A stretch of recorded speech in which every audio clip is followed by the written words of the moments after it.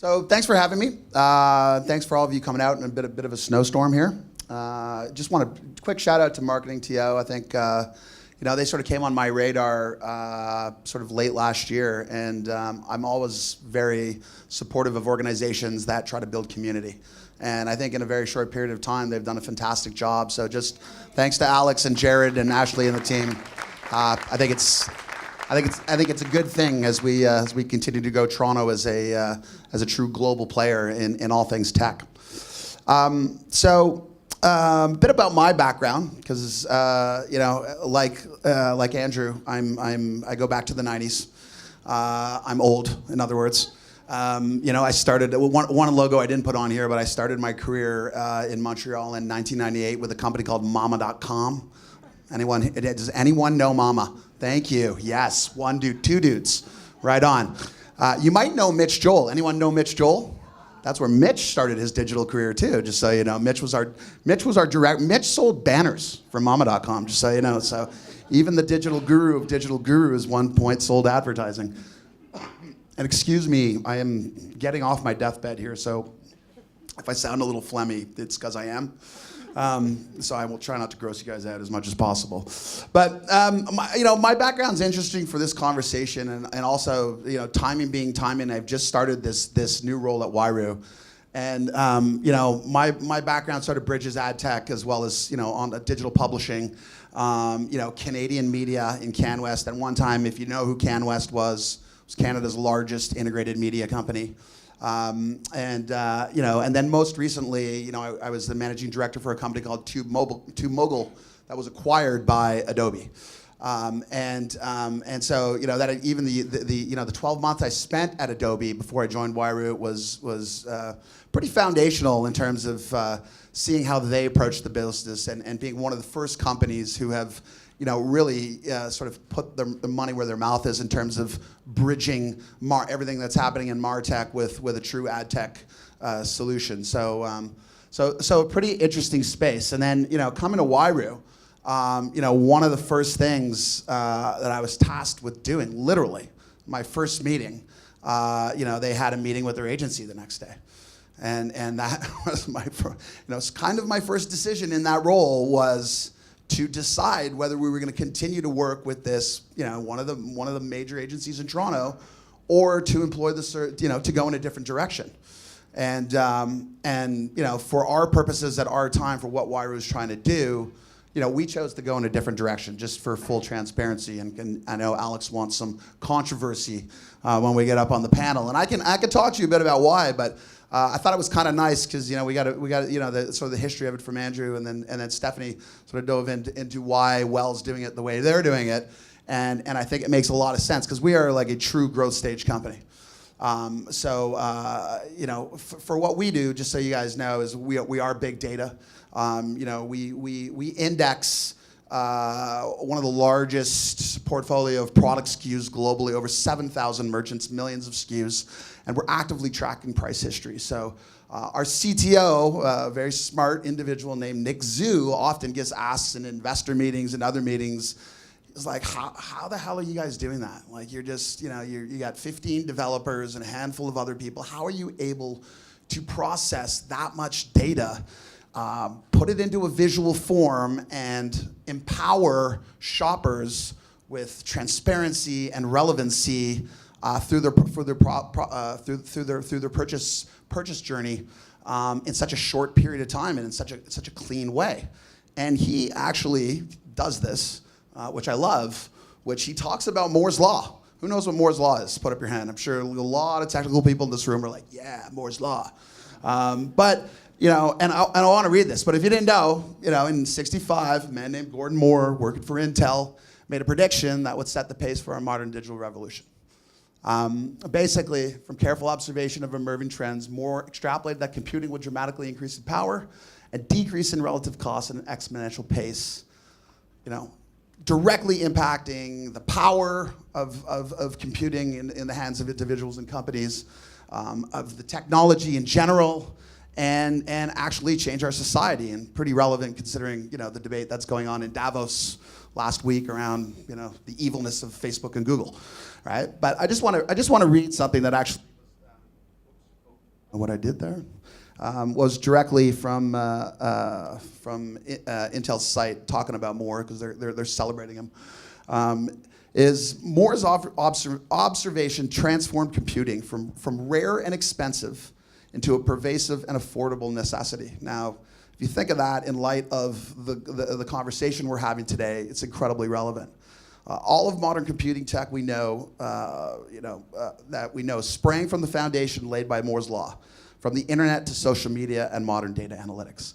So, my perspective that I wanted to bring here is this is, everyone talks about this pace of change, this accelerated pace of change, which just seems unabated, and there's reason for it, right? Like the technology is enabling that. And I think you see it throughout our society, I don't know how many people go, I had someone the other day who only took checks, and I just kind of looked at them and I don't have a checkbook. I haven't written a check in years. So, banking's gone from this to this. And, I think I give big credit to the major banks in Canada for I'm an RBC client. I think their digital experience is phenomenal. I think about travel, right? When I was a kid, I loved going to the travel agents, getting these big catalogs with my mom and looking up some all-inclusive we were gonna go that we never went to. But now it's a lot easier, right? You can even just, when you're bored at your desk, actually daydream right online about where you're gonna go. But the OTAs have made it really, really easy.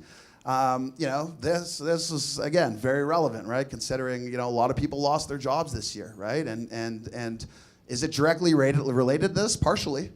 Right, and that's obviously near and dear to our heart of what we're doing at Yroo. But retail is changing quickly. Amazon still only accounts for 4% of retail in total. Right, it's tiny. It's just at the beginning of the rapid pace of change. Blockbuster is another. Obviously, media consumption is another easy one for us. Right, and that really bleeds into the world that I've sort of been brought up in, and I think very relevant to the discussion today. Which is the world of advertising and media. And again, I'm going to age myself here, but I'm trying to prove a point. So who knows what show this is? Yeah, all right, not bad. Who knows what show this is? All right, we're good here. Then this one's kind of cringeworthy, but who knows what show this is? Right. This was actually a really lovable show at the time, just so you guys know. My point is, and this is very simplistic, but you think about advertising in the 80s and 90s, right? And again, very simplistic, and there's probably some, TV buyers in the room going, well, whatever, buddy. But you could, theoretically have one national campaign, 4 to 6 week run, maybe 3 major networks, 3 of the top shows, and you're reaching 80 to 90% of your target demo. Right? You try and do that now, and I'm telling you, you're not getting very far. Or if you are, you're hitting the same 40% of heavy TV users over and over and over and over again with your ad. Just watch the Super Bowl this weekend. You'll see the same ad over and over and over and over and over again. But it's a very different time, right? It was much simpler. So from my perspective, and I sort of wanted to bring 3 big themes to the table, like fragmentation. Is a big reason why we're even having a discussion around these enormous, traditional agency holding companies that still command billions of dollars in spend every year. There is fragmentation, right? There's been more in the last 5 than in the last 50 potentially. Rise of marketing automation and ad tech software has tried to solve for that. Hence why we have 5,000 companies out there vying for other marketing dollars in between, right, at every single touch point along the way. And what I'd propose, and you think about Moore's Law, again, Moore's Law is kind of tabled off, but you think about distributed computing, so blockchain, if you will, right? Where's that going to take it? That's going to take it to a whole other level potentially. So I'm not going there because I don't get it yet, but I'm working on it. The other piece is automation, right? Automation of core functions. I had a coworker who sold programmatic television in New York when I was with Adobe, and her background was she was a TV planner, and we had I'll pump Adobe's tires a little bit, but they have an amazing cross-screen planning tool that begins with a television plan and then allows you to show, of that 10 million, spend 7 on TV and spend another 3 across these channels. And part of what she said, she says, Dana, like what just took you 45 seconds used to take me 2 days. And that's a fact. Like she's not even exaggerating. She used to pour through spreadsheets and spreadsheets and spreadsheets to come up with these television plans, and would take her 2 days. It takes 45 seconds to do the same thing now. That's crazy. Data ownership obviously was touched on. Clients want to own their data, right? That's going to move mountains, right? They want to get closer to the data. They know their client better than anyone, right? And now there's even more data points than ever before. So what do you do with that? And then Andrew touched on this, like specialized talent, right? The growth-based agency we work with is completely distributed. They don't even have an office. They're all over the map, right? And we just we get together and conferencing tech, and that's how we meet. And we have status calls, and we go through it that way. But it's been incredibly successful. And obviously, again, the barrier to entry is low, right? Like you think about the quote of from rare and expensive into pervasive and affordable. It's kind of what it is now, right? You can build a brand from your garage, arguably, right? I think there's a debate to be had there as well. Just wanted to show this. Anyone familiar with the mobile growth stack? Yep. Hey, all right, Maron, I work with you. That's why you know it.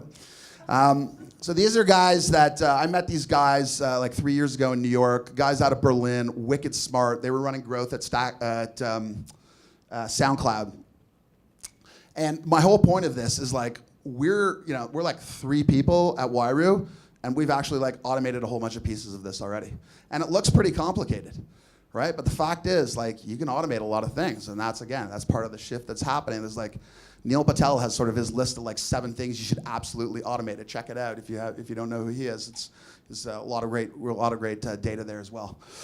So, and then the last thing I'll throw out there is transparency, and I think this is a really big one. And I think this is something that companies I work with were big on, but brands are demanding it. And there was sort of this inflection point in 2016 with the A&A report, which you can check that out as well. It's worth reading. And software has kind of enabled that. It's kind of the great equalizer. You go down to raw data files, you know exactly what you pay, when, where, and how, and to who, and who's making what in between. Data ownership obviously being king, and I think there's, you've seen this with Coke's decision, right? McDonald's decision. Their agency's working on 100% based on ROI. That's how they get paid. So I think there's this return to accountability, which again, I think is an interesting part of the discussion we'll have today around growth versus traditional.